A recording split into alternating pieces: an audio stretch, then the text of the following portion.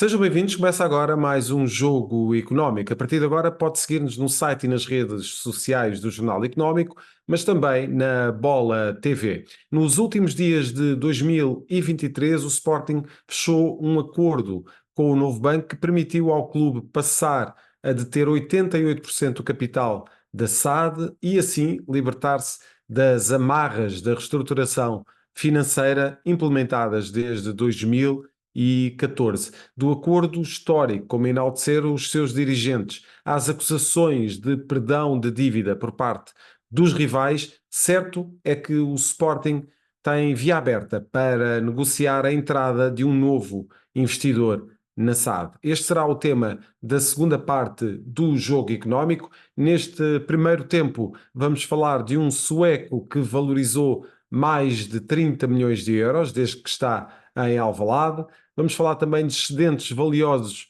no Dragão e também de o 11 que a Liga Portuguesa se prepara para perder para a CAN e para a Taça Asiática. Avançamos assim para o hat-trick desta semana.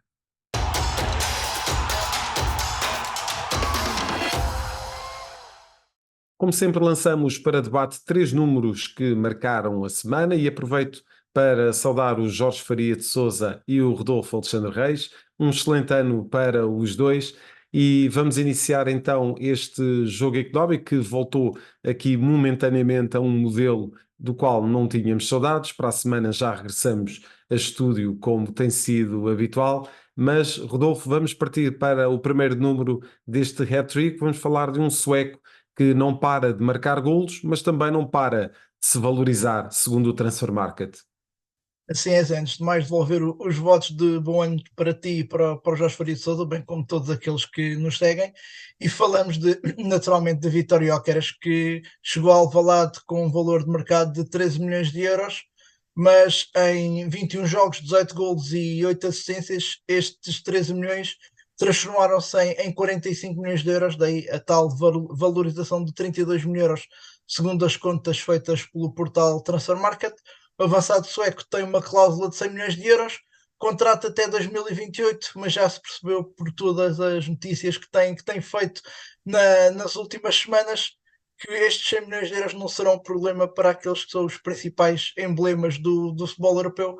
Resta a dúvida se irá Ruben Amorim conseguir segurar o Ruben Amorim e a SAD do Sporting segurar o avançado sueco ainda no mercado de janeiro, ou se irá contar com o ponta de lança até ao final da temporada. A verdade, Jorge, é que temos aqui, de facto, um sueco contratado a peso de ouro. Aparentemente, estes 20 e tal milhões de euros que Gyökeres custou ao Sporting já não são propriamente temas, já não tendo em conta toda aquela que tem sido a performance desportiva, mas também aquilo que tem valorizado no mercado futebolístico. A verdade é que temos aqui um bom exemplo de uma contratação que deveria ser standard no futebol português, pelo menos entre os grandes que têm mais capacidade de aquisição. E Gyökeres é de facto um caso sério e pode dar muitos milhões a ganhar ao Sporting. Sim, antes de mais cumprimentar-te a ti, Zé, ao Rodolfo, a todos os que nos têm seguido e votos de um excelente ano a todos. Eu acho claramente que Victor Gyökeres, no caso do extraordinário ponta de lança que chegou à Liga Portuguesa e é, na minha opinião, a grande figura do campeonato português esta temporada, tem tido um rendimento absolutamente extraordinário. Estamos a falar de 18 golos, 8 assistências. E fora isto, tudo o que trabalha para a equipa, desde logo por ser o primeiro a pressionar, a agressividade com que pressiona na frente, a dimensão física que dá ao jogo, a capacidade de pedir a bola no espaço, mas poder também associar-se de costas para a baliza com o meio campo, a capacidade recebendo a bola no espaço, ir forçar situações de um contra um e mesmo sendo alto, forte fisicamente, é um jogador tecnicamente evoluído, finaliza muito bem. De resto, curiosamente, ele assumiu que pretende evoluir e melhorar no seu jogo de cabeça para fazer mais gols de cabeça. Ele falou recentemente a um jornal desportivo sobre essa questão, dando também a garantia que fica no Sporting, embora se olharmos ao rendimento que tem tido mas também ao rendimento que já tinha apresentado na época passada, porque é bom recordar que num campeonato tão competitivo quanto o Championship, foi muito à custa de Victor Gyökeres que o Coventry lutou até ao fim pela promoção à Premier League. De resto, está numa posição muito diferente esta temporada no segundo escalão do futebol inglês. Já na altura tinha feito 22 golos, 12 assistências ao longo da época, e portanto, claramente, é um jogador absolutamente determinante. E se olharmos para a realidade da Premier League, eu diria que Victor Gyökeres, e daí-me fazer-me confusão que nenhum clube da Premier League tenha tentado a sua aquisição, eu acho que só não seria titular no Manchester City, porque existe Erling Haaland e Julian Alvarez, que está num grande momento, porque em todos os outros clubes, quer no United, Chelsea, mesmo no Arsenal, onde Gabi Jesus é muito intermitente, eu acho que teria lugar em qualquer clube deste género. E a verdade é que quando olhamos para uma cláusula de rescisão de 100 milhões de euros, não é impeditiva que algum destes clubes possa contratar Victor Gyökeres. É mais uma vez uma grande demonstração, na minha opinião, de competência por parte do scouting do Sporting, como tinha sido com outros jogadores como o Ugarte, o próprio Pedro Porro, também com o Yilmaz, que foi reforço para esta época e que tem tido e que conquistou a titularidade desde a sua chegada no meio-campo de Ruben Amorim. Agora, é claramente um jogador que eu diria que no próximo mercado de transferências será um desafio para Ruben Amorim, para os próprios dirigentes de Sporting conseguirem segurar, olhando para o rendimento que tem tido esta temporada. E se calhar Jorge já a pedir que o Sporting provavelmente até olhe para essa posição neste mercado de inverno, não é? Sim, pode o Sporting. Uma oportunidade que Para já, o apareça, não é? para já o Sporting já apresentou um reforço para o eixo central da defesa, onde de resto irá ficar sem Diomande nesta ida Neste mês. neste mês na ida para a CAN, e tem também Sanchez lesionado, etc. Eu acho que pode aparecer aqui alguma operação de mercado que seja interessante para o Sporting. E há também uma outra possibilidade que podemos aqui levantar, que é a possibilidade do próprio Sporting renovar contrato com o Victor Gyökeres, apesar de ter chegado há pouco tempo, e tentar aumentar a cláusula de rescisão para poder fazer aqui um negócio que seria histórico para o Sporting, porque me parece claramente muito difícil que Victor Gyökeres na próxima temporada desportiva permaneça no Sporting, continuando a ter o rendimento que tem tido até este momento. Uhum. Rodolfo, e com o mercado aberto, vamos tentar perceber aquilo que foi o investimento do Futebol Clube do Porto em 4 jogadores que para já falharam no Dragão. Sim, um investimento de 45 milhões de euros que para já não resultou para a equipa liderada por Sérgio Conceição. Falamos de David Carmo, Verón Fran Navarro e Nico Gonzalez, 4 jogadores que não entram nas contas do treinador portista. No caso de Verón, contratado ao Palmeiras da Albufeira por 10 milhões de euros. É certo que não teve muitas oportunidades, porque também as que teve acabou marcado por muitas lesões e isso também acabou por tirar espaço na equipa. É agora emprestado de novo para o Brasil, mas para o Cruzeiro.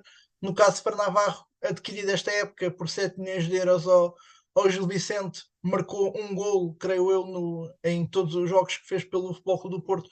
Também não convenceu o Sérgio Conceição. É agora emprestado para a Grécia e para o Olympiacos. Temos ainda Nico Gonzalez, que veio também esta época vindo do Barcelona por 8 milhões de euros. Também não pegou de destaca na equipa, nem pouco mais ou menos. Está agora também na rota de saída do clube portista, também por empréstimo. Mas o caso mais gritante aqui é David Carmo, contratado na última temporada ao Braga por 20 milhões de euros. Apesar das oportunidades que teve na equipa, não convenceu dentro do campo e fora do campo, segundo o que se disse na imprensa desportiva, terá tido algumas incompatibilidades, nomeadamente com Pep, que lhe Uhum. custaram uma despromoção para a equipa B e poderá também ele ser agora emprestado neste mercado de inverno. E Jorge, esta é de facto uma dimensão, uma análise interessante de fazer. Sérgio Conceição tem sido conhecido por não ter a capacidade, a possibilidade, é mais esse o termo, de investir, tendo em conta aquilo que são o que é a difícil realidade financeira do Futebol Clube do Porto. E Sérgio Conceição, sempre que que há um jogador que o Futebol Clube do Porto investe, naturalmente por indicação de Sérgio Conceição, as coisas até correm bem. Depois correm pior é na questão das renovações de contrato. Temos aqui uma dimensão de 4 jogadores que foram contratados no ano passado, estamos a falar de 2023, por verbas relativamente altas, são jogadores relativamente caros e que não funcionaram. São 45 milhões de euros numa altura em que o Futebol Clube do Porto não se pode propriamente dar ao luxo de andar a gastar muito dinheiro, pelo menos, em jogadores. Sim, parece-me claramente aqui são 4 casos perfeitamente distintos.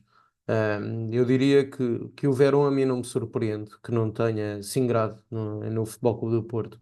Era um jogador que mesmo na altura do Palmeiras, liderado por Abel Ferreira, já tinha muitos problemas extra-futebol. E é também por isso que o Palmeiras abdicou de fazer um encaixe financeiro ainda mais elevado, vendendo apenas por 10 milhões de euros ao Futebol Clube do Porto, porque recorde-se que o Verón era muito importante, chegou a ser um titular indiscutível no Palmeiras de Abel Ferreira, e depois com esses problemas extra-futebol foi perdendo espaço e acaba por se transferir para o Futebol Clube do Porto. Esse seu regresso ao Brasil acaba por não me surpreender, até porque é bom recordar que ele se lesionou numas férias, numa peladinha com amigos. Isso não me parece que, olhando para o rigor e a disciplina de Sérgio Conceição, fosse isto com bons olhos. Fran Navarro e Nico Gonzalez, diria que são 2 casos que se esperava muito mais.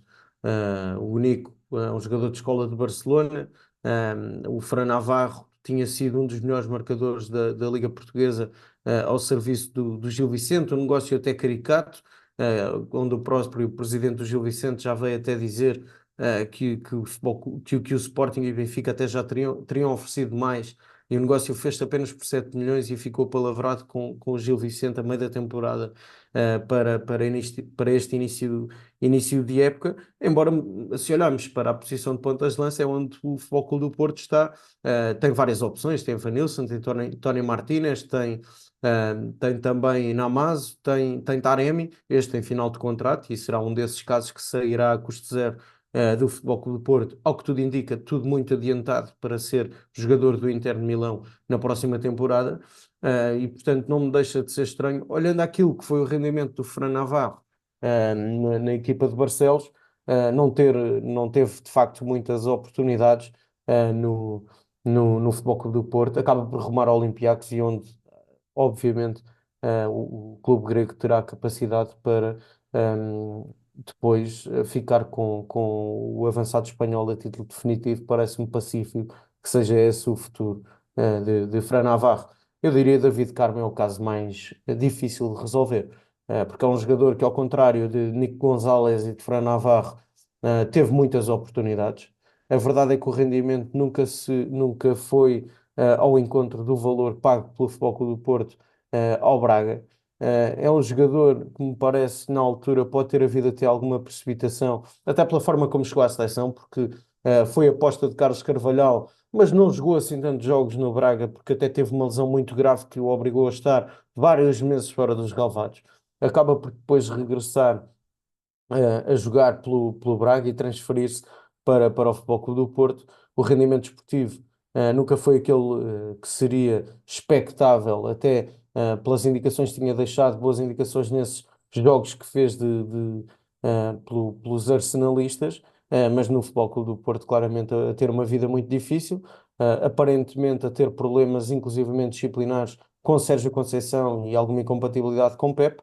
Mas não deixa de ser curioso que é, na minha opinião, uma das posições onde o Futebol Clube do Porto tem sérias dificuldades, com as lesões, com a lesão de Marcano, com as lesões e com a intermitência de Pep no que diz respeito à sua disponibilidade para poder jogar. Ahm, Parece-me claramente que o Futebol Clube do Porto terá que ir ao mercado para adquirir pelo menos um ou dois defesas centrais, porque tendo Pepe a jogar jogo sim, jogo não, o Futebol Clube do Porto entrar em campo com Fábio Cardoso e Zé Pedro, com o devido respeito, não é uma dupla de centrais de candidato ao título, na minha opinião. E estando David Carmo fora das contas, fica com muito poucas opções, Sérgio Conceição, mas se olharmos também quer para as laterais, quer para o meio-campo, pode o Futebol Clube do Porto, neste mercado de inverno, fazer algumas correções no plantel. Muito bem, e Rodolfo, já não vamos ter tempo para o terceiro número deste hat-trick, mas estará perfeitamente atual no programa da próxima semana. Vamos falar da Taça da Ásia e da CAN, que vão levar muitos jogadores e muitos milhões de euros para estas duas competições e subtraí-los naturalmente à Liga Portuguesa. Mas esse será um tema para falar na próxima edição do Jogo Económico. Rodolfo, voltas para a semana com mais números para análise. Até lá, o Jorge acompanha-me para a segunda parte do Jogo Económico, onde vamos falar da reestruturação financeira do Sporting.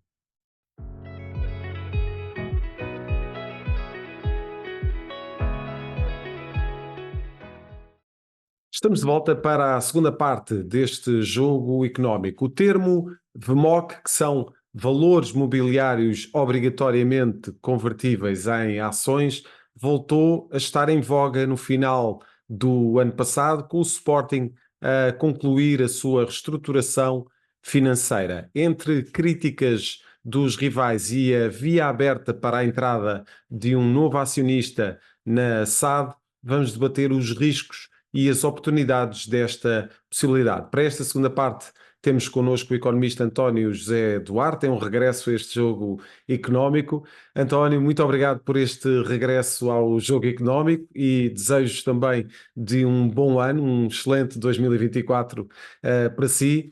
Temos aqui um tema muito interessante relativamente àquilo que foi uma das grandes novidades do final do ano passado, que foi a conclusão da reestruturação financeira do Sporting. O Sporting, o clube, passou a ter 88% da sua SAD e deixou aqui a porta aberta para um novo acionista. Mas antes gostaria que o António nos desse aqui uma perspectiva de que reestruturação financeira foi esta, como é que viu todos os meandros de toda esta operação, e depois já passamos então também às críticas dos rivais e à tal possibilidade de entrada de um novo acionista. Mas para já gostaria que nos elucidasse um pouco de como é que viu esta operação e como é que viu toda esta reestruturação que durou quase praticamente 9 anos. Ora, antes de mais, muito obrigado a Zé Carlos pelo convite e um bom ano para si e para todos aqueles que nos ouvem.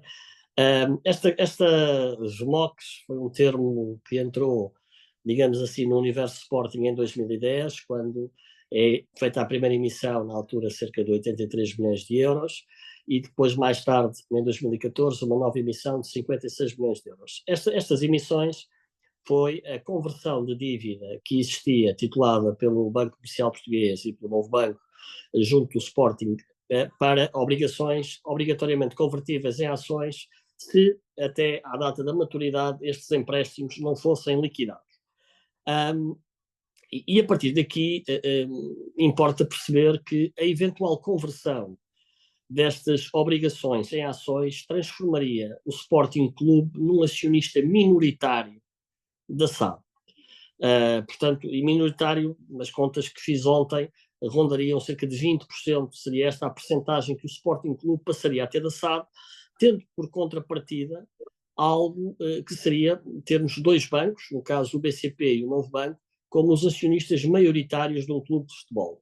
A maioria de nós que não está, digamos assim, ou a maioria das pessoas que não está familiarizada com a parte financeira, os bancos em Portugal, desde o pedido de ajuda à Troika, em 2012, 2011, há uma orientação dos reguladores para a redução da exposição de crédito à indústria do futebol, nomeadamente em Portugal, e no caso do BCP, que recorreu a uma linha de financiamento, de capitalização, que já foi integralmente liquidada, uma das contrapartidas foi exatamente a redução da exposição. Portanto, à medida que o tempo foi avançando, foi-se criando uma pressão, até porque a data era o 2026, e esta recompra das MOCs ocorreu em dois tempos. Primeiro tempo com o BCP o ano passado e o segundo tempo agora com o Novo Banco, mas foi-se criando a pressão do lado do Sporting e do lado dos bancos para encontrar uma solução. Importa aqui deixar também claro que, a quando da segunda reestruturação financeira levada então a cabo pela direção liderada por Bruno Carvalho, foi colocada a possibilidade do Sporting recomprar as RMOCs com um desconto de 70%, o que significava também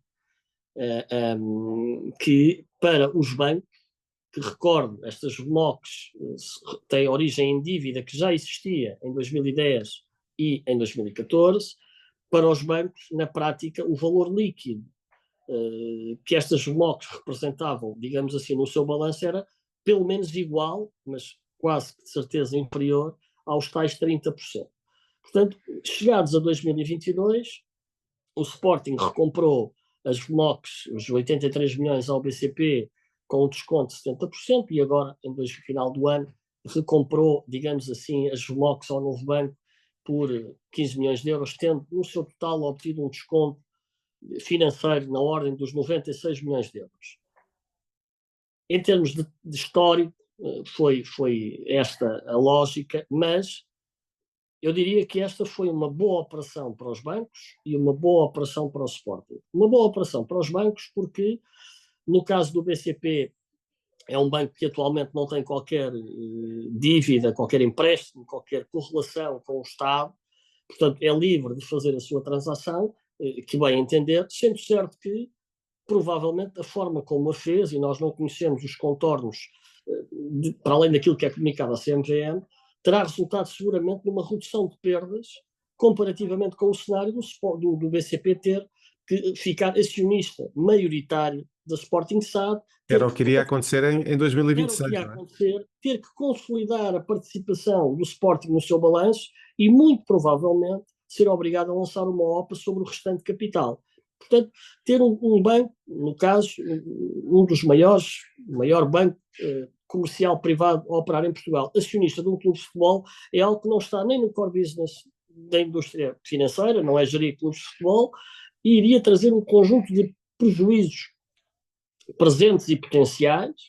Portanto, a transação para o BCP e para o Novo Banco, agora, foi seguramente uma excelente transação comparativamente com o cenário que decorreria. Para o Sporting, foi a possibilidade de, e recorde-se que o Novo Banco herdou isto antes da resolução, portanto não é um tema que está relacionado com percebe-se as críticas de que o Sporting teve um desconto, mas é preciso perceber que isto não nasceu ontem, nasceu há 10 anos atrás, muito antes de qualquer intervenção pública, naquele caso do Fundo de Resolução do Novo Banco, e a resolução, nestes termos, provavelmente, seguramente, foi aquela que menos custos teve para a instituição financeira em causa e que permitiu mitigar as perdas.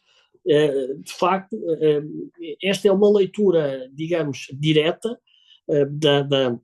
da transação e que, como digo, para o Sporting foi uma excelente transação na medida em que permite recomprar as RMOCs, tendo hoje, como o Zé Carlos disse muito bem, 88% do capital, coisa que, se não acontecesse uma operação deste género, seguramente as RMOCs acabariam por ser convertidas ou vendidas por um preço muito inferior pelos bancos, portanto lá está, em termos de custo-benefício, a transação foi uma boa transação para o Sporting. Foi boa para todas as partes. Foi boa para todas as partes. Introduz o Jorge neste tema. Jorge, foi um tema que temos vindo já a falar algumas vezes neste jogo económico, é um dos mais interessantes em termos daquilo que é a economia do desporto e também tudo o que é a situação financeira das SADs, e numa altura em que, por exemplo, a UEFA institui aqui um novo regulamento financeiro que faz depender do equilíbrio das contas a participação dos clubes na Liga dos Campeões, e esse é um fator absolutamente decisivo, e temos acompanhado também a forma como o Futebol Clube do Porto tem tido aqui alguma dificuldade para conseguir ter contas positivas. Esta é, na tua opinião, Jorge, uma demonstração de saúde financeira por parte da SAD? E já agora gostaria também de introduzir o tema das críticas dos rivais. Como é que também viste a reação dos rivais do Sporting relativamente a esta operação? Em primeiro lugar, saudar o António José Duarte por estar mais uma vez connosco. Eu já no último programa tinha destacado a SAD do Sporting como a sociedade desportiva em Portugal. Foi a tua escolha do ano, 2023. Foi a minha escolha do ano, de maior sucesso, né? E é bom recordar que o Sporting conseguiu fazer o mercado de transferências no passado verão acima dos 100 milhões de euros. Quando olhamos para negócios como o próprio de Chermiti e que valeu qualquer coisa como 12 milhões mais variáveis, o próprio Tiago Tomás, que foram mais 12 milhões, Pedro Porro, que sai pela cláusula e permitiu ao Sporting até resgatar uma parte do passe do Marcos Edwards, depois a saída de Manuel Ugarte é também pela cláusula de rescisão de 60 milhões de euros, e portanto foi claramente um mercado muito interessante, e eu acho que esta trajetória que o Sporting tem vindo a fazer nos últimos anos, de conseguir, e isto tem muito que ver também com o rendimento desportivo da equipa, porque as duas coisas estão sempre associadas. O Sporting tem feito, por um lado, sob a liderança de Ruben Amorim, aposta em vários jogadores da formação e vários já foram transferidos por números muito significativos. Recordo-se, por exemplo, Nuno Mendes, que está hoje ao serviço do Paris Saint-Germain. Por outro lado, também excelentes oportunidades de scouting, e acho que quer Pedro Porro, quer Manuel Ugarte são bons exemplos disso. E depois os encaixes financeiros que a SAD tem vindo a fazer tem permitido reequilibrar as contas. Acho que o Sporting tem hoje uma saúde financeira que não tinha há uns anos a esta parte. E o próprio, e se recordarmos, há um ano e meio atrás, sensivelmente, quando foi a saída de Mateus Nunes, o próprio Ruben Amorim foi questionado precisamente por esta questão das VMOCs, porque, ao que tudo indica, já na altura, parte do valor, ou grande parte do valor dessa transferência, que se bem me recordo, acima dos 45 milhões de euros, sensivelmente, foi na altura precisamente para que a SAD pudesse amortizar esta parte desta dívida junto da banca. Obviamente que é um dado muito relevante quando olhamos na perspectiva do Sporting Clube Portugal ser acionista maioritário da SAD, com neste momento 88%, e esse incumprimento, como dizia o António há pouco, poderia colocar o Sporting Clube numa situação de ser um acionista minoritário. E isso era uma questão muito relevante para a direção, mas sobretudo para todos os sócios do Sporting, que é muitas vezes uma questão levantada, e podemos até já perspectivar um bocadinho o futuro. Quanto a um novo investidor, tem-se falado muito dessa possibilidade. A verdade é que terá sempre que passar pelo acordo com os sócios, passar por uma Assembleia Geral do clube. E se olharmos para aquilo que tem sido sempre o comportamento dos sócios do Sporting no que é este tipo de matérias de respeito, eu acho muito difícil que aceitem a entrada de um acionista. Diria que havia um acionista que a poder entrar. Os sportinguistas até poderiam ver com bons olhos, e estou a falar do Cristiano Ronaldo. Acho que esse seria o nome que se calhar seria o mais pacífico. Para expandir a sua carteira de investimentos, não é? Sim, ele que tem apostado em várias áreas de negócio, mas eu acho, sinceramente, por aquilo que conheço da realidade de Sporting daquilo que pensam os sócios do Sporting relativamente a esta matéria, acho difícil que seja aceite de ânimo leve essa entrada de capital de um novo investidor, mesmo que seja para ser para um investidor que venha investir na ordem dos 15%, que é o que tem vindo a ser veiculado pela comunicação social. Tenho essa dúvida, porque noutras alturas os próprios sócios do Sporting quiseram sempre que a Sporting SAD fosse detida maioritariamente pelo clube. Mantivesse a maioria. E vamos precisamente por esse caminho, já que o Jorge abriu a porta para o tema do novo investidor. Nós vamos prosseguir nesse tema, António, relativamente àquilo que pode ser a entrada de um novo acionista, e o Sporting no comunicado em que deu por encerrada a sua reestruturação financeira. Falou abertamente desse tema, enfim, não detalhou nada, até porque não era esse o momento, mas claramente abriu a porta para a entrada de um investidor na SAD do Sporting. Como é que o clube, que agora detém 88% da SAD, deve gerir este tema da entrada de um novo acionista? Em primeiro lugar, o Sporting, o Benfica, o Porto, neste caso o Sporting SAD, não se pode comportar como uma aldeia gaulesa no meio de uma indústria altamente competitiva e cada vez mais aberta à entrada de empresas na gestão dos clubes de futebol.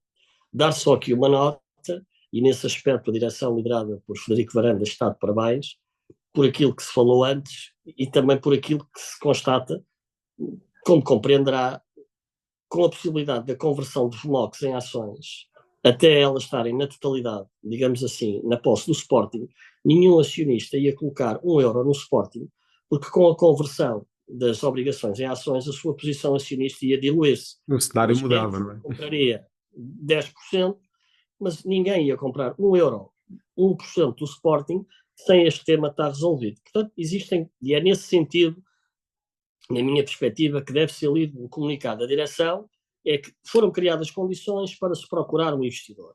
E, resumindo, aquilo que os sócios do Sporting, e tenho a certeza que a direção do Sporting vai fazer, avaliar a SAD, perceber quanto é que vale a SAD hoje, qual é que é, no fundo, o seu valor de mercado, para, então, em função disso, definir em Assembleia Geral, não é, digamos assim, a primeira vez que acontece. Importa recordar que temos o acionista Álvaro Sobrinho como detendo hoje cerca de 10% do capital da SAD Sporting, mas, no fundo, para perceber que bloco de ações é que pode ser colocado e qual é que é o parceiro estratégico que o Sporting pretende. Pretende um parceiro estratégico ligado à indústria? Bom, tal está muito limitado hoje pelas regras da UEFA, os investidores não podem ter participações em clubes, mas, no fundo, esse é o caminho, digamos assim, sendo certo que também me parece relevante, do ponto de vista financeiro, assumir que a direção do Sporting acredita que o custo que teve, digamos assim, para recomprar as VMOCs, quer ao BCP, quer ao Novo Banco, será sempre inferior àquilo que será o encaixe que vamos ter, digamos assim, com a eventual venda de um bloco. E aqui coloca-se outro tema relevante.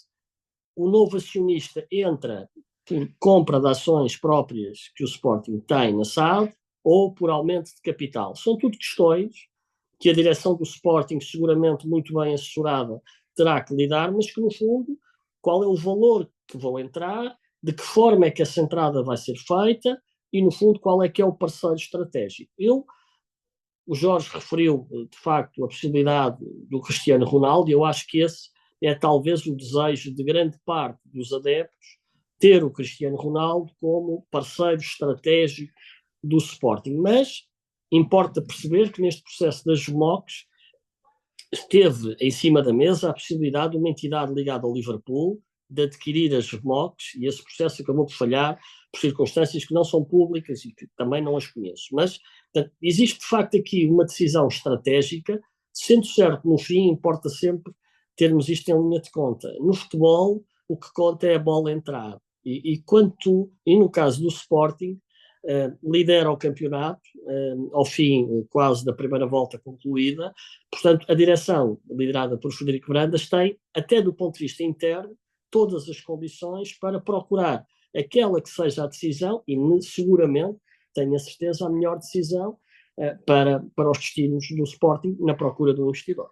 António, temos aqui 2 minutos para acabar esta segunda parte do jogo económico, mas não gostaria de deixar de acabar este tema sem lhe perguntar como é que viu a reação dos rivais relativamente à conclusão desta operação. A reação é perfeitamente, não digo justificável, mas é perfeitamente entendível num quadro altamente competitivo e num quadro onde aparentemente se pode depreender que o Sporting teve uma vantagem competitiva em relação ao Benfica e ao Futebol Clube do Porto. Na verdade, como referi, o Sporting aproveitou uma questão ocorrida em 2014, é uma decisão de bancos privados à data, não envolve nenhuma ajuda pública, nem nenhum impacto, digamos assim, no lado público, no lado, digamos, dos contribuintes. Portanto, é uma decisão que decorre, digamos assim, do total livre-arbítrio desses bancos, sendo certo que, repito, esta decisão foi a melhor para os bancos. Eu sei que isto talvez seja mais difícil compreender para quem hoje tem dificuldade em pagar a sua casa, Como é que eu tenho, como é que um Sporting tem um desconto de 70% e eu, com as taxas de juros a subir, tenho que pagar? Mas, efetivamente, as críticas dos clubes rivais são de facto compreensíveis neste quadro de rivalidade, onde quase tudo serve para no fundo, existir essa rivalidade, mas, óbvio, e de facto, importa perceber uma coisa: as VMOCs não deram mais dinheiro ao Sporting. Ou seja, as VMOCs, o Sporting, quando recomprou as VMOCs, teve que gastar dinheiro, sendo certo que a alternativa era não gastar dinheiro e perder o controle da SAD. E esse era um risco que a SAD não podia, o Sporting não podia Mas o correr. Sporting com isto não ficou com mais dinheiro para ir comprar jogadores, até ficou com menos. Portanto, do ponto de Estamos a vista falar. meramente... Diz, Jorge. Só para deixar esta nota, para que as coisas também fiquem claras relativamente àquilo que o António estava a dizer. Estamos a falar de um valor para a recompra das VMOC na ordem dos 95 milhões de euros. Portanto, Exatamente. Certo. é bom que fique aqui claro, porque estamos a falar que foi um esforço também significativo por parte da Sporting SAD por fazer esta operação. Não é? Certo, E mas o que provavelmente, importa, o Jorge, e só mesmo para concluir, a o que terminar. importa aqui referir é que a recompra das VMOCs não significou o Sporting não pagar dívida. A alternativa a não recomprar as VMOCs era passar a ter um novo acionista. Isto, do ponto de vista de cash flow, o impacto era zero. O Sporting, com esta transação, não passou a ter mais dinheiro para pagar jogadores ou para ir ao mercado. Inclusive, passou a ter menos porque as teve que recomprar com adiantamentos de receitas de contratos de televisão.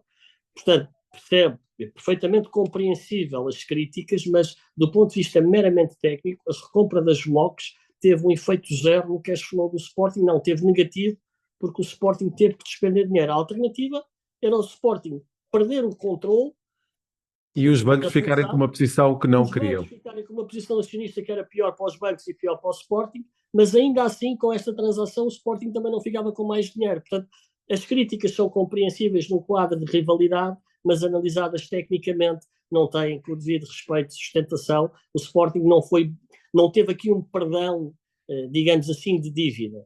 É uma questão completamente diferente. Certo, muito bem. António José Duarte, muito obrigado por este regresso ao jogo económico, pelos esclarecimentos que nos deixou relativamente a este tema. Fica desde já o convite feito para um regresso para falar seguramente de outros temas.